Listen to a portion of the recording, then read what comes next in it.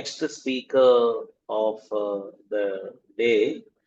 After this wonderful presentation on Malaysian Malay Ramayanas, we have Parshva Shah's presentation on Ramayana as narrated by the Tirthankaras.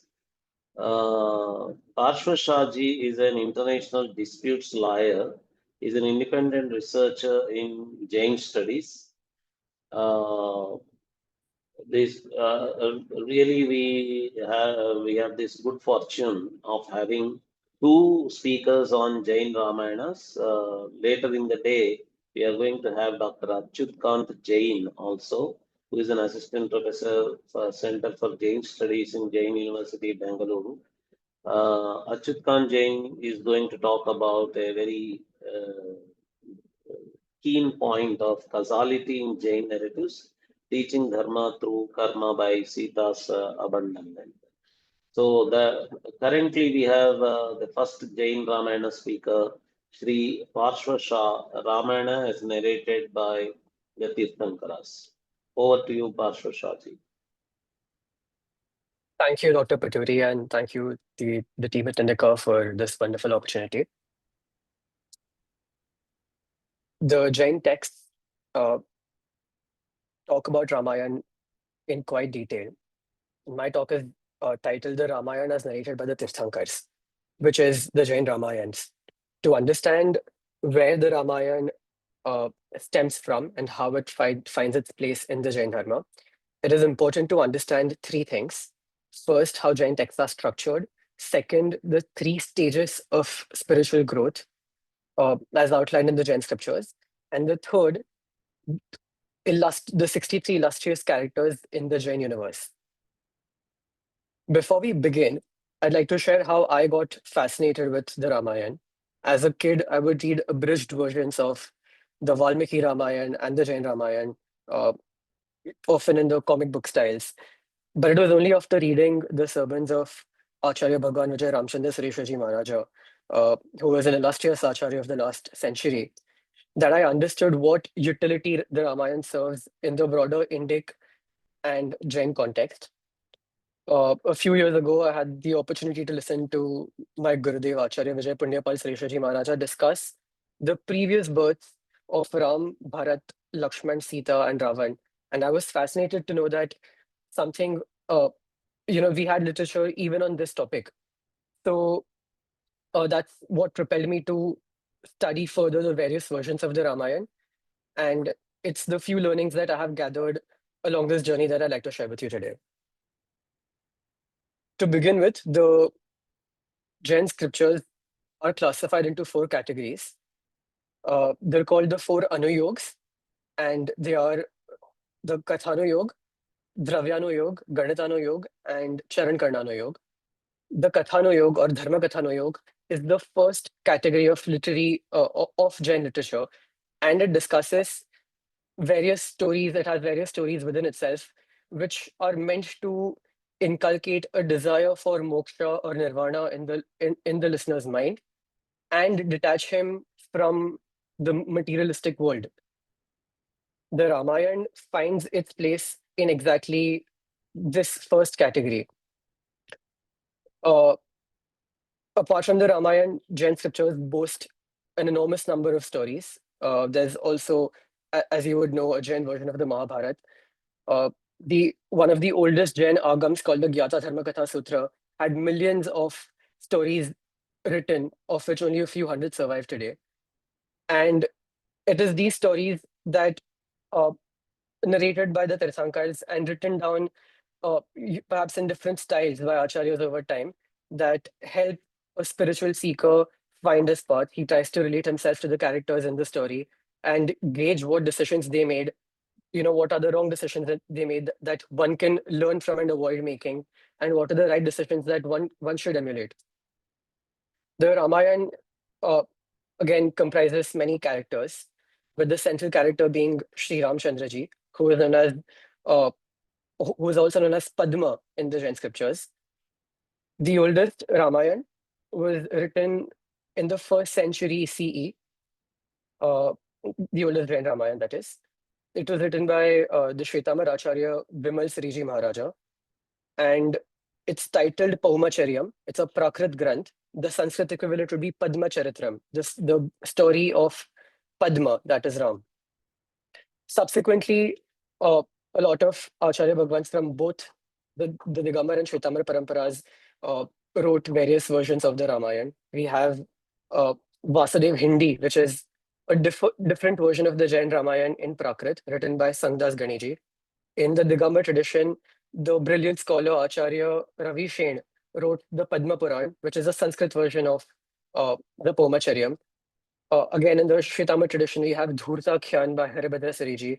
Uh, there is another text called Chaupanna Mahapurusachariyam, and very famously, the text Trishashti Shalaka Purusha Charitra, written by the Jain Acharya Hemchandra Sariji, who, uh, who wrote this text around the 12th century CE. And this version of the Ramayana is perhaps the most famous one in every Jain household till date. We don't have much time, unfortunately, and the differences between each version of the Ramayana, as we have seen, from the start of the day, are enormous. The same holds true for the Jain Ramayana as well. Uh, so we'll only look at some pressing key differences. But before we look into that, let's go to point 2, which is the 3 spiritual stages that are outlined in the Jain scriptures. It is important to understand these stages because without having sight of how spiritually mature or evolved the characters in the Jain Ramayana are, it is difficult to comprehend their actions and judge whether these actions were right or wrong.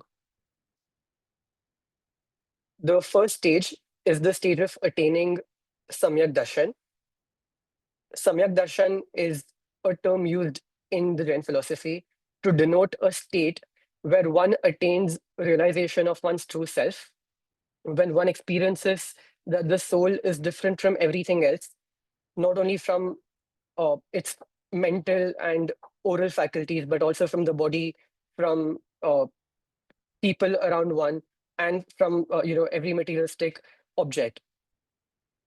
When a person achieves Samyak Darshan, he is propelled to lead a life which will help him further his realization, and he will try to do his best to translate this belief into action. The knowledge he therefore attains is known as Samyak Gyan, or the right knowledge, and the actions that he ends up pursuing are known as Samyak Charitra, or right conduct. The first stage, which is the state of Samyak Darshan, could be attained while a person is still a householder. A step above that is the stage of Deshvrti, where a person who has attained the right faith tries his best to abstain from going beyond one's own nature, tries to abstain from indulging in worldly activities, but he's still unable to renounce the worldly life completely. So he leads the life of a householder while trying to minimize, each mundane action to the best level possible. And the third stage is the stage of Sarvavirti, which is the stage of complete restraint. Sarvavirti translates to complete restraint. And it is at this stage where a person gives up everything, takes diksha or sannyas, as some might know it, and pursues the monastic path. The Ramayana mainly comprises of characters in the second category. And this is the category that most laymen would fall in. And thus it happens to be an epic which is relatable for laymen, of any Indic faith. Interestingly, everyone in the second category, or most people in the second category, also at some point in their life end up pursuing or finding themselves in the third category. That is, they summon the courage to ultimately renounce the world and take Diksha. So, what sets the Ramayana apart from other epics or other stories within the Ren philosophy, perhaps, is how the characters are relatable, how the problems or the situations that they face in their daily life are far more similar than the problems that perhaps monks might face.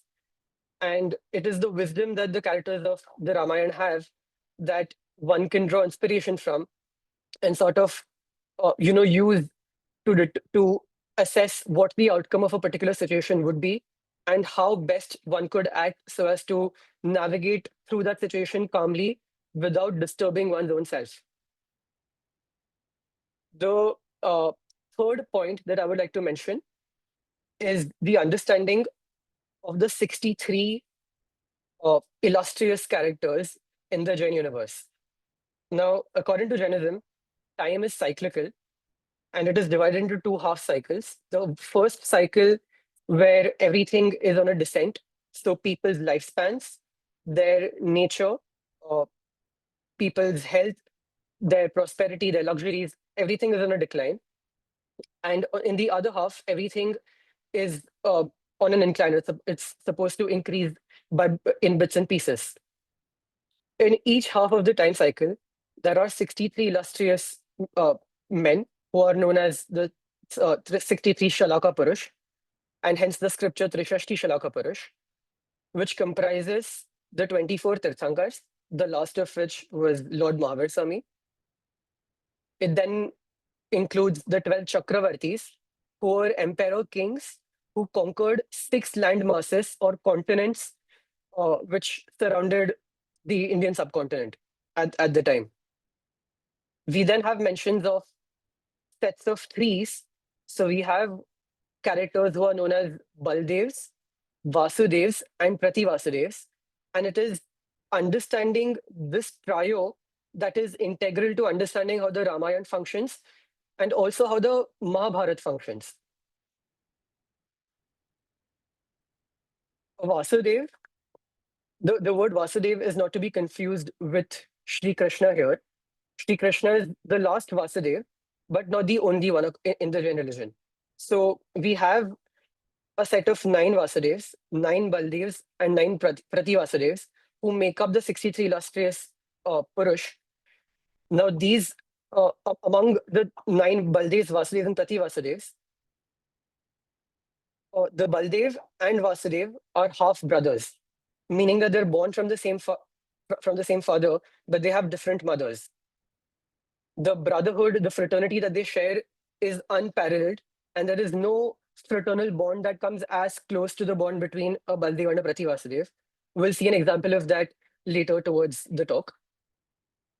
The Prati Vasudev is sort of the antagonist, but an antagonist who is redeemable, if not in this birth, then in the future.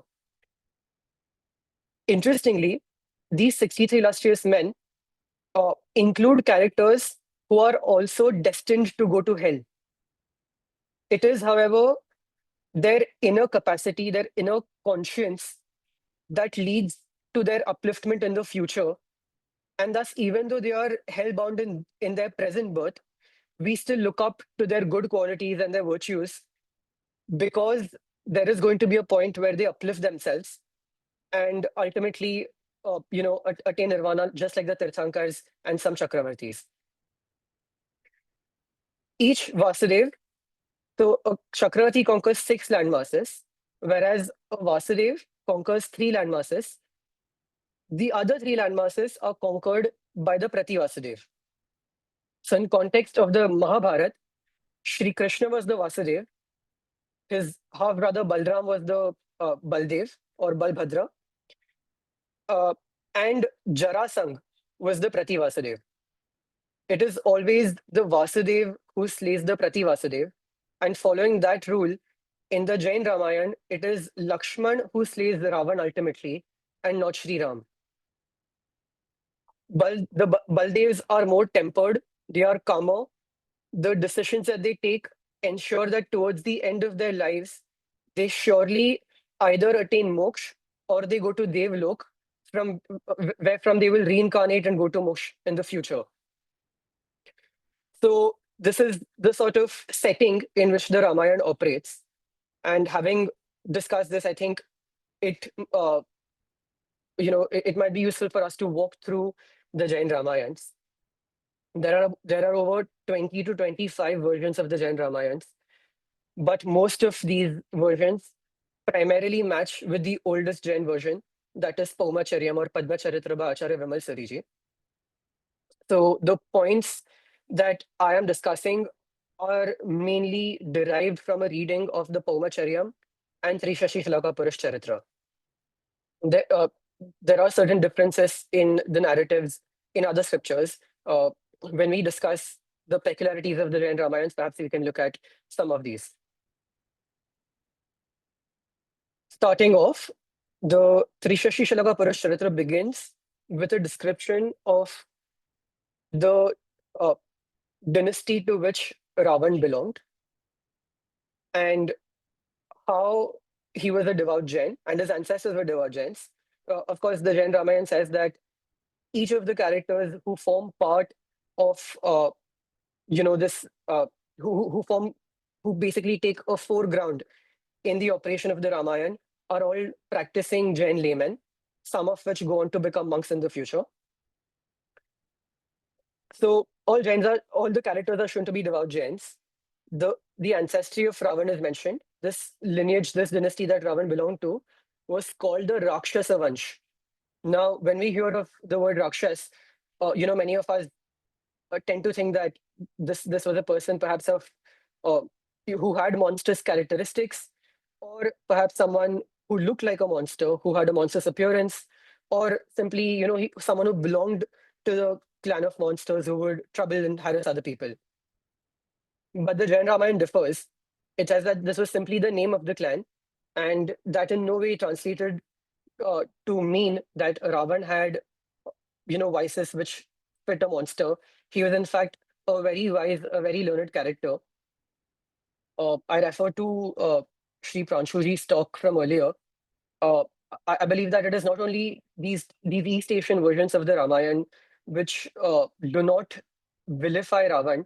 I think the first version of the Ramayana to look at Ravan as someone who is not a villain at all is perhaps the Jain version of the Ramayana. And in the Jain version, Ravan is, of course, accomplished in the 14 Vidyas, be it mathematics, the sciences, politics, justice, administration. He's a know-it-all and he's a master of all of these arts. The way he runs Lanka is like none other, and all his subjects are pleased with him. But because he's a Prativasudev, he is compelled by his karma to embark on a Digvijay, that is, to embark on a journey where he conquers, uh, different kingdoms to attain an empire which spans which spans three continents. After discussing Ravan's ancestry and how the Rakshas Vansh came into origin, there is a brief description of how Ravan was born to his mother Kaikasi. Kaikasi is, of course, different from Kaikeyi. And he's named Dashanan or Dashmukh, not because he was born with with 10 heads, but because at the time he was born, one of his ancestors who had died and become a Devta, he offers him a necklace that was an heirloom in the Rakshas dynasty. And so the heir in the Rakshas dynasty was always gifted this garland, this necklace. And Ravan was given this necklace when he was a baby, when he was, a few days after he was born. As soon as the Devta offers him this necklace, he immediately grabs it and he puts it, he puts it on his neck. This necklace has 9 huge stones, nine huge precious stones, which are so polished that they seem to reflect Ravan's head in each of them. And so the 9 heads of the stone and Ravan's own head together gave him the appearance of someone who had 10 heads, and hence the name Dashmukh or Dashanan. The name Ravan, in fact, was given much later. And this is a time when Sri Ravan is going to Kailash or Ashtapad, as other scriptures call it. Kailash or Ashtapad is where the first Tirthankar, Sri Rishabdev, attained Nirvana. And his son, Bharat Chakravarti, after whom this subcontinent was named Bharat, he built a temple dedicated to the 24 Tirthankaras on Ashtapad, on Kailash, and Ravan goes there to worship along with his wife Mandodari. And while worshipping, uh, uh, he he's playing the veena, and Mandodari is dancing to, as a form of devotion towards the Tirthankars. Ravan is so engrossed that he plucks one of the strings of the veena too hard, and the string breaks. Now, at this point, Ravan uses one of his supernatural powers, one of his vidyas. Uh, it might be useful to mention here that the Rakshas dynasty to which Ravan and his brethren belonged, and the Vanar dynasty to which Hanuman, Sugriv, etc. belonged, were both clans of Vidyadhars. Vidyadhars were humans who were endowed or who uh, did a sort of sadhana by which they attained, lots of divine supernatural powers in their human form. So they could increase their size to match it with the size of Mount Meru, or they could reduce their size to match that of an ant. They could, you know, uh, they could travel from one place to the other by simply flying in the air. They could uh, teleport. They could make things levitate. And there are 8 primary vidyas. The Vidyadhars were endowed with many of these. So Ravan, using his vidya, immediately pulls out a vein from his body and ties it to the veena without even thinking for a split second uh, what else he could do. And he continues playing the veena without stopping for more than 2 seconds. So one of the devtas who had come to Ashtapad at that point in time was very pleased with Ravan, and he asks Ravan, uh, you know, I see your devotion towards the Lord, and I'm quite pleased with that. So pray tell me, what boon would you like? And at that point, Ravan Ravan has in his mind that this devotion, uh, I believe Sushumna ji mentioned earlier, how in the Adhyatma Ramayana, uh, it is mentioned that uh, bhakti is so important that it is sometimes placed secondary even to mukti or to moksha. Ravan has the same attitude. He says, look, the bhakti I did was for my own spiritual welfare, and there is nothing in the world that I would want to trade it for. So, he refuses any boon from the devta called Dharnendra. However, Dharnendra still gives him a few boons as a gesture of goodwill. While flying back, one day, Ravan's Viman, his divine plane, just stops midway in the air, and he makes various attempts to, sort of move it, but he's unable to. And he casts his sight down on the earth, and he realizes that on this same Kailash, there is a Muni named Vali. And this is the same Vali who is the brother to Sugriv, who appears in a very different context in the Valmiki Ramayana. In the Jain Ramayans, Vali was, in fact, uh, a character who fought with Ravan while Ravan was, sort of conquering different land masses. And he happened to once defeat Ravan. At a later point, Ravan defeats Vali, and Vali decides that it is best that he renounces this world, and he takes Muni Diksha, and he becomes a Jain Muni, and he's meditating on the Ashtapad.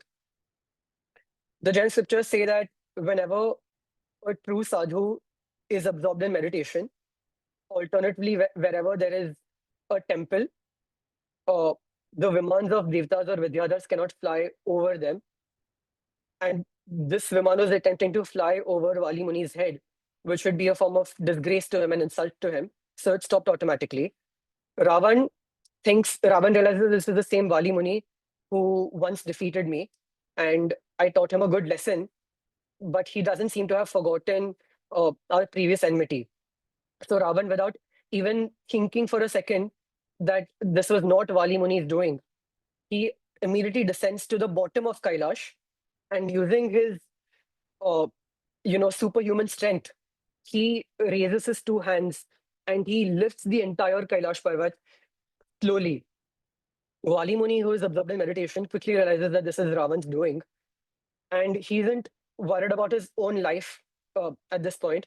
He's more worried that the temples on Ashtapad will get destroyed. These temples were in existence from the last millions and millions of years. And if they got destroyed now at the hands of Ravan, it would be a shame. So while Jain monks usually tend to refrain from any act of alleged violence, Jainism is very clear that when need be, when institutions which stand for dharma, when individuals that stand for dharma are in danger, it is sometimes even a monk's duty to protect them, because that is the tattvik, the actual ahimsa that is contemplated in the Jain scriptures, and not just ahimsa, which is apparent ahimsa. And so Vali Muni, he firmly presses his foot on the Ashtapad Parvat, and immediately the hill settles back. But this time there's Ravan under. So Ravan gets squished of sorts under the Ashtapad Parvat, and there are streams of blood popping out of Ravan's body, and he's in great pain and agony, and he cries out for help. It is this crying or rudan of Dashanan that gave him the name Ravan. That is one who cries, and that is how he became popular uh, uh, among his people and other kingdoms. So, of course, I must mention here that we're looking at people in the second stage of spiritual growth, and in the Jain scriptures, it is important to sort of understand that because these people are still in the materialistic world, when one is drawing inspiration from them, it is important to differentiate between the characteristics, between their good virtues and characteristics and their good actions and the bad. uh, People living in the materialistic world usually tend to have materialistic tendencies, even though they might be spiritually inclined. And sometimes they may make decisions, or they might say or do something which is at odds with spiritual growth. And so this action by Ravan, for instance, was one that arose out of sheer folly. But on the other hand, his devotion, his wisdom, uh, his ethical conduct towards his people, towards his brothers, his family, is commended so much in the scriptures that Trishashti Shalaka Purush, Acharya Hemchandra Sariji in this text, refers to Ravan with two adjectives. One is Paramarhat, that is a supreme Jain Shravak, and the second is Mahatma, a great soul. And the story then looks at the birth of, you know, uh, Hanuman and his ancestry, the Vanar dynasty. Again, the Vanar clan is not a clan of monkeys. So Sri Hanuman and other characters are shown not as animals who could talk and act as humans, but instead as human beings who lived on an island known as Vanar Dweep, which was an island inhabited by monkeys. And uh, because monkeys abound in that region, on that island, the emblem, the royal emblem of the Vanar dynasty was a flag with a monk, with a monkey's face on it, and hence this clan was known as the Vanar clan. These Vanars, like I said, are Vidyadhars, and they were practicing Jains. The story then moves on to focus on the birth, on the ancestry of Ram, the Ikshvaku dynasty, which began from the first Tirthankar Rishabh or Adinath, wherein each king for countless years, uh, towards the end of their lives, becomes a monk, and they hand over their kingdom to to their son or to the person next in line. And it is the same tradition that continues all the way up to Ram, uh, to Dashrath actually. There is there's a detailed incident due to which Dashrath is fed up of the materialistic world and he decides to take Diksha. Hearing of Dashrath renouncing the world, his son Bharat is also very moved, and he decides that he too will follow in his father's footsteps. At this point, Kaikeyi decides that it might be best for her to have at least one of the two, her husband or her son with her. Otherwise, she will, become very lonely and miserable in this life. And it was this action inspired by moha or, delusion or attachment towards the world that uh, motivated Kaikai to ask Dashrath for her pending boon. And she says, look, you promised me that you'd grant me whatever I'd asked for. So my only ask is, please coronate Bharat, because if you want to leave this world, why should my son to leave? And, why should I be a lady who's left without her husband, without her son? And Dashrath agrees. Bharat, however, is embarrassed to take over the throne when his elder brother Ram is still present. And as a result, Ram decides that he will go into exile. Uh, and Lakshman, who, like we discussed earlier, has a lot of love for his brother. He decides that he will accompany him, and so does Sita. Each of the conversations that Ram, Lakshman, and Sita have with Kaushalya, Ram's mother, are very interesting to note. But due to paucity of time, we can only hope that we look at this some other time. Uh, in sum, when Ram approaches Kaushalya to seek her blessings, Kaushalya asks him to be brave and courageous. When Lakshman goes, Kaushalya addresses him to say, if your brother's going, why do you have to go? You can still stay here. Why do you have to face the troubles of the outer world? And when Sita comes to Kaushalya to seek, her blessings, Kaushalya is absolutely furious and she says, no, please do not go. You've been raised in a very comfortable environment and the forest is not for you.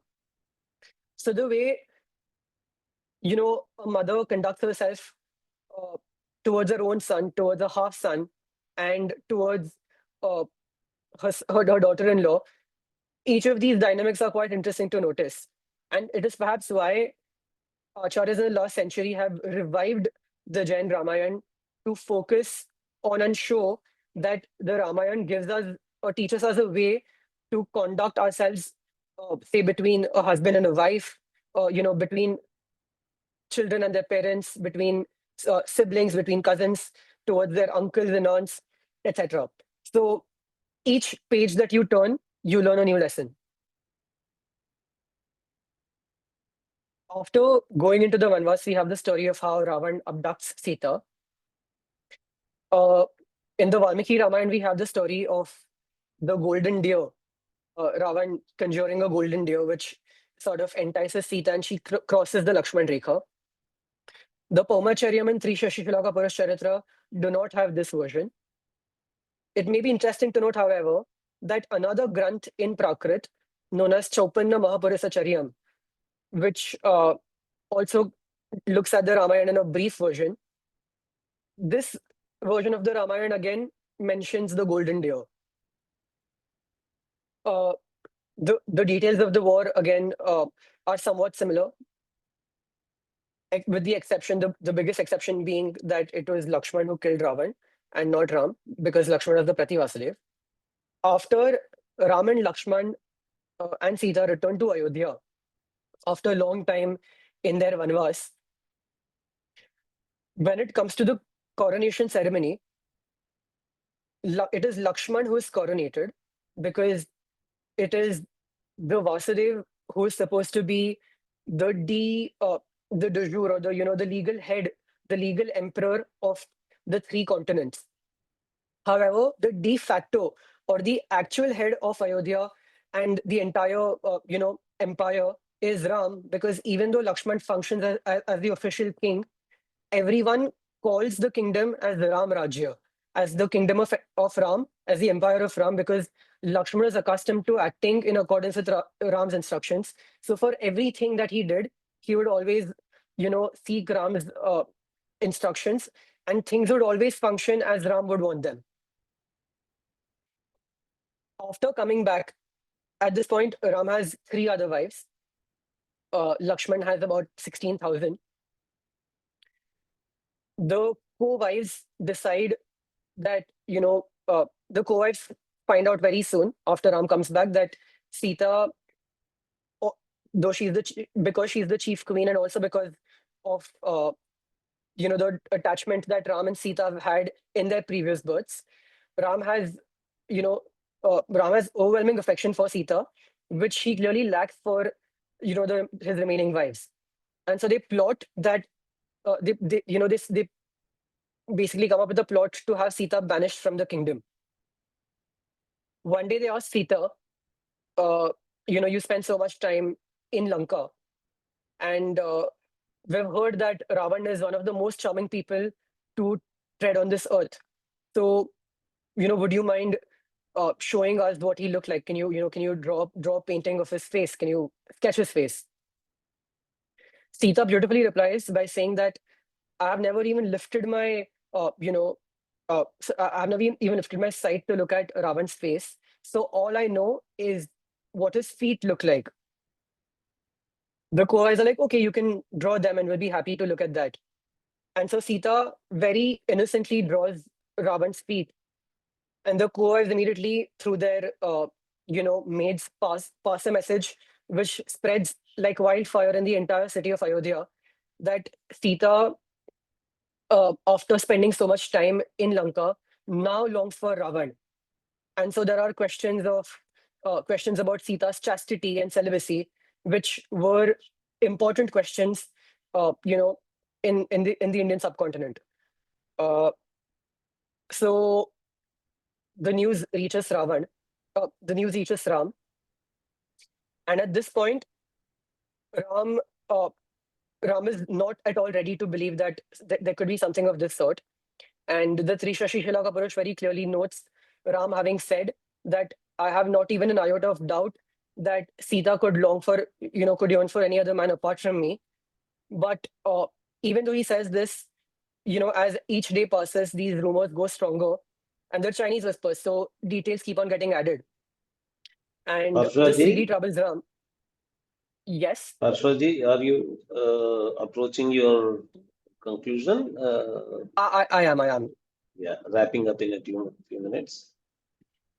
Yes. Yeah. So it is. Uh, so Ram is troubled by this. You know these talks, and he ultimately has to decide. He decides to have Sita exiled. Ram's minister tells Sita that we're going for a Tirth Yatra. Sita is at this point pregnant, and she decides to, and she's told that Ram will join her later. The next day, when she wakes up, the minister just halts the chariot in the middle of a dense forest and says, "Look, ma'am, this is where our journey ends. Ram's instructions were that I leave you here.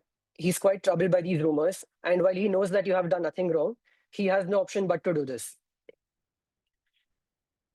At this point, Sita faints multiple times, and when she finally regains consciousness, she speaks very harshly to the minister and says, "Wish Ram good luck."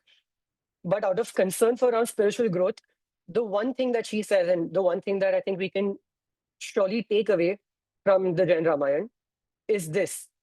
Sita says, "Look, Ram gave in to what the people were saying, and he gave up, and he did what was not appropriate. I'm okay with that.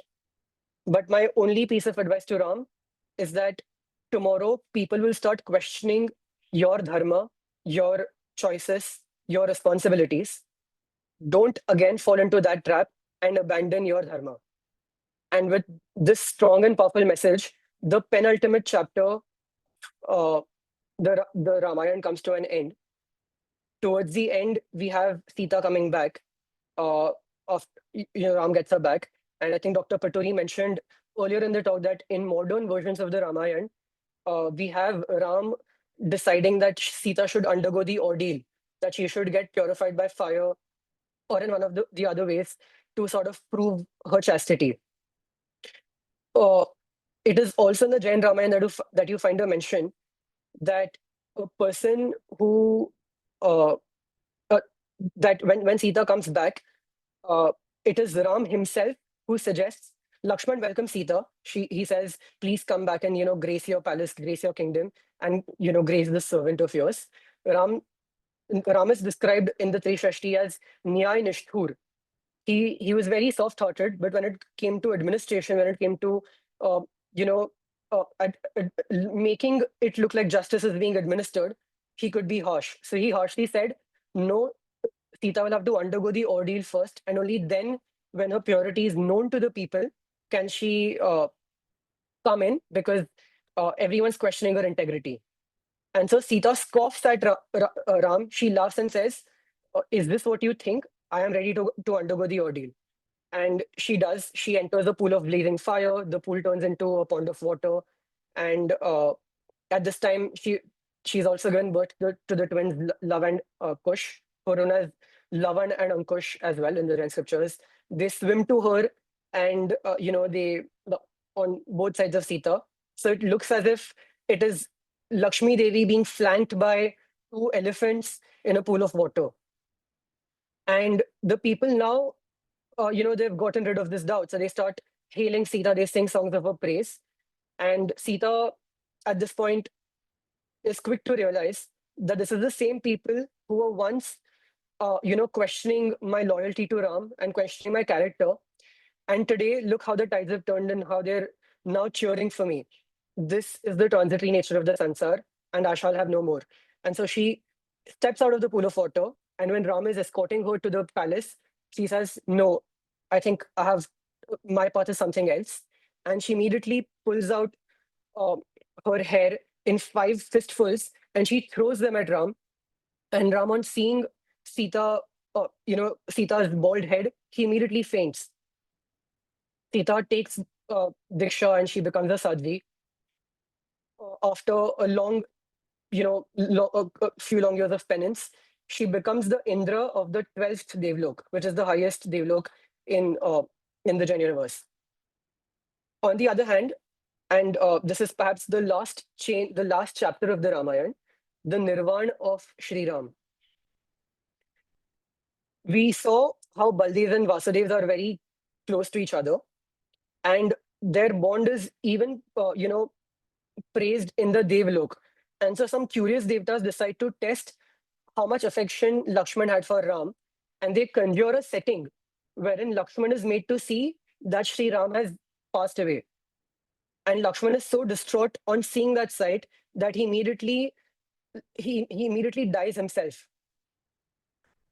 Sri Ram, on the other hand, is in denial for 6 whole months after Lakshman's death. And he thinks that Lakshman has just gone into a deep spell of sleep and it's not possible for him to, wake up. So towards the end of those 6 months, he too renounces the world. And after a few years of sadhana, he attains Keval Gyan, he becomes omniscient. And after remaining omniscient for 25 years, he also attains nirvana. Just at the time he attains omniscient, the Devtas have come down to celebrate Ram having attained the state of godhood now in Jainism. And it is at this point that Sita asks where Lakshman and Ravan are. And Ram, tells Sita that right now both of them are in the 4th layer of hell, and they have so many years to complete. After which, Ravan will become a Tirthankar himself, and so will Lakshman, and Sita will become the first disciple of Ravan, and all the three will attain nirvana. So, on hearing this, Sita's first thought is, she starts pitying Ravan and Lakshman, and she goes to this hell and she sort of tries to pick them up, lift them from hell and bring them to heaven, or to this earth. But she fails because she's unable to lift them, because that's the kind of material that infernal beings are made of. And Sita gives in to Ram's advice: let them be, let them, pacify them instead, and help them realize that this is the fruit of their own karma. And this is more or less how the story ends. To sum up a few takeaways that we can take from this version of the Ramayana, the Jain Ramayana is obviously based in a Shraman Sanskriti background, so it focuses a lot on monkhood. We see a lot of characters renouncing the world, getting inspired by even the tiniest events. For instance, Sri Hanumanji sees the sun setting one day when he's flying back, and he thinks that, look, this lovely sun that lit up my day also comes to an end at the end of the day. And just this tiny event led him to a string of deep contemplation, and he immediately renounces the world, takes Diksha, and attains nirvana. Similarly for Sita's brother and lots of other characters. So as Acharya Sri Vijay Ramchandra ji put it very well, Ramayana in the Jain context is a mine of dikshas. Every Everywhere you see, people realize that this world is futile and they renounce the world. Till the time that they can't, they ensure that their karma, their purusharth is aimed at, acting in the most just and ethical way possible. And I think that essentially is all the Jain Ramayana is about. If there are any questions, I'd be glad to answer them. Excellent, Parshvaji. How old are you? I'm 24, Dr. Pituri. You are very young. I am excited. I am very, very glad to see you so learned at this age. And you have very good friends. Many have logged in through Akshat Shah's account. And at this age, you have already become international disputes lawyer. So Uh, I work with a barrister, Miss Karishma Vora, who's also, uh, attending this call. She's based in the UK, and I assist her from Mumbai, and we practice cross-border commercial disputes. So our disputes are oh, international in nature. oh, you did your LLM, My LLB, I'm yet to do my LLM, LLB. so So you did your LLB now. Yeah. that's correct. So you are also Nyaya Nishta. One should try to be. I don't think I would call myself that. There is an English word, ruthlessly judicious.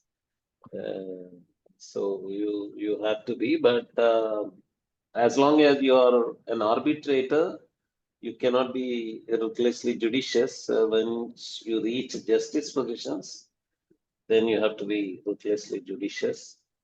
And wonderful analysis from a Jaina perspective. How Jaina worldview, Jaina philosophy responded to the Ramayana narrative from its own perspective, and how it rehashed the whole Ramayana to fit into a Jaina worldview is wonderfully brought out uh, by you. Uh, Excellent.